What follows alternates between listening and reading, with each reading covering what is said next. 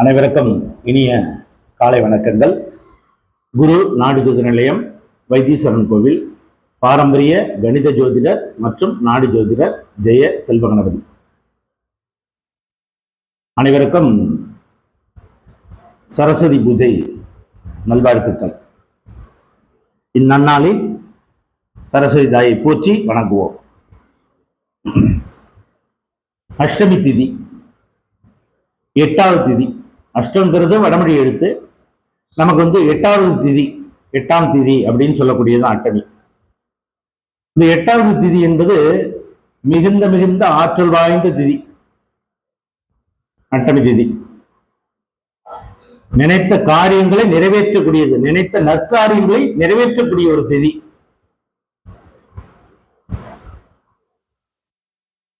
நாட்பட்டு காரிய தடை, தொழில் தடை, சுய தொழில், வேலை வாய்ப்பில் முன்னேற்றம், இவையெல்லாம் தங்களுக்கு கிட்ட வேண்டும் என்றால் இந்த அஷ்டமி திதியில், இந்த 8வது திதியில் இருவேறு விதமான வழிபாடு உண்டு.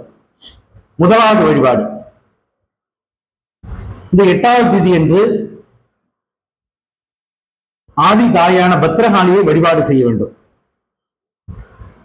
அந்த அஷ்டமி திதி என்று என்ன பண்ணணும்னா, மாலை வேளையில, மாலை 6 மணிக்கு பிறகாக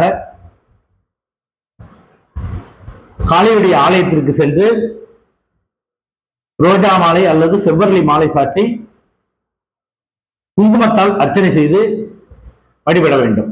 இது முதலாவது. 2வது வழிபாடு, அதே அஷ்டமி திதி அன்று காலை வேளையில் சூரிய வழிபாடு.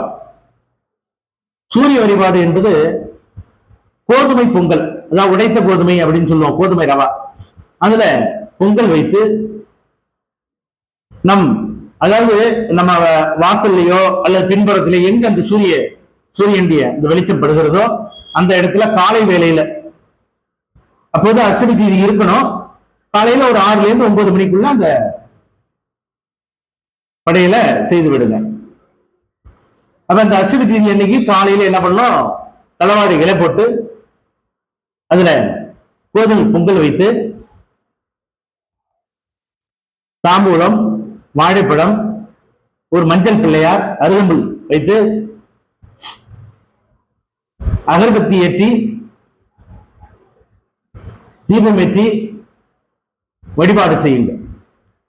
இப்படி தொடர்ச்சியாக ஒரு 8 அஷ்டமி வீட்டில் வழிபாடோ அல்லது அது இயலாதவர்கள் ஆலயத்துக்கு சென்று பத்ரகாளி வழிபாடோ செய்து வந்தால் தங்களுடைய இடர்கள் அனைத்தும் நிச்சயம் களையப்படும். தங்களுக்கு வாழ்வில் ஆனந்தம் பெருகும். நன்றி, வணக்கம்.